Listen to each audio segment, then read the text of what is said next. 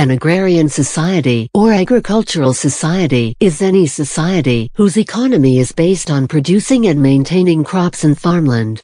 Another way to define an agrarian society is by seeing how much of a nation's total production is in agriculture. In an agrarian society, cultivating the land is the primary source of wealth. Such a society may acknowledge other means of livelihood and work habits, but stresses the importance of agriculture and farming. Agrarian societies have existed in various parts of the world as far back as 10,000 years ago, and continue to exist today. They have been the most common form of socio-economic organization for most of recorded human history. The main demographic consequences of agrarian technology were simply a continuation of the trend toward higher population densities and larger settlements. The latter is probably a more secure consequence of agrarian technology than the former. In principle, livestock compete with humans for food, and in some environments, advanced horticultural techniques can probably support more people per square kilometer than agrarian techniques.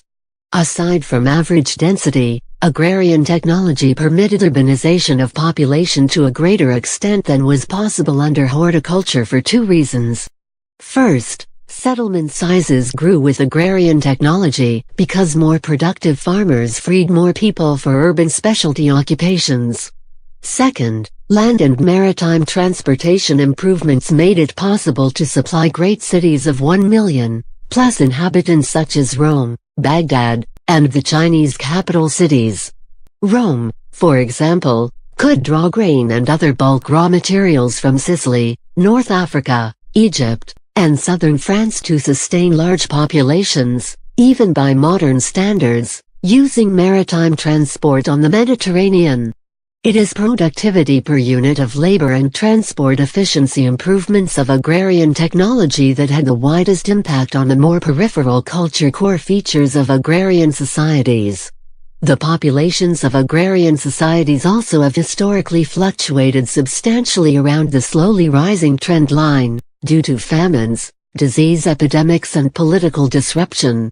At least at the high points, population densities often seem to have exceeded the level at which everyone could be productively employed at current levels of technology.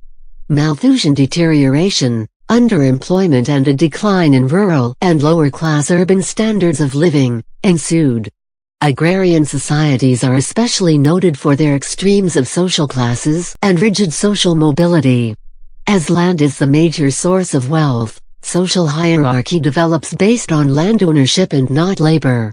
The system of stratification is characterized by three coinciding contrasts: governing class versus the masses, urban minority versus peasant majority, and literate minority versus illiterate majority. This results in two distinct subcultures: the urban elite versus the peasant masses. Moreover, this means that cultural differences within agrarian societies greater the differences between them.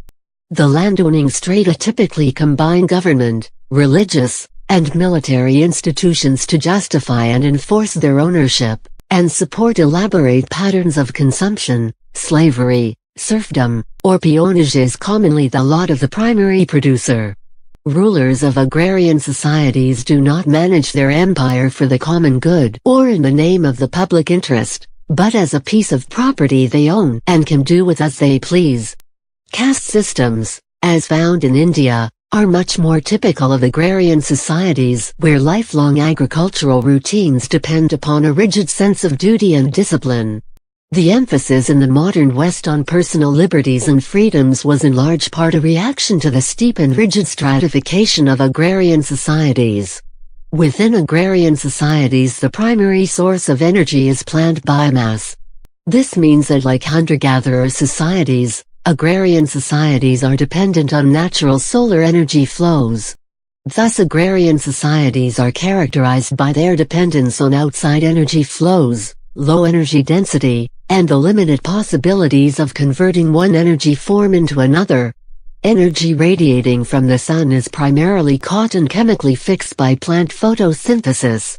Then it is secondarily converted by animals and, finally, processed for human use. However, unlike hunter-gatherers, Agrarianism's basic strategy is to control these flows. For this purpose, agrarian system mainly uses living organisms which serve as food, tools, building material. Mechanical devices making use of wind or running water also can be used to convert natural energy flows. The amount of energy an agrarian society can use is restricted due to the low energy density of solar radiation and the low efficiency of technology. In order to increase production, an agrarian society must either increase the intensity of production or obtain more land to expand into. Expansion may take place either by claiming territories occupied by other communities, but expansion also may take place by claiming new ecological niches from other living species. However, societies are still limited by a diminishing margin of utility in that the best lands for farming are usually already under cultivation, forcing people to move into less and less arable lands.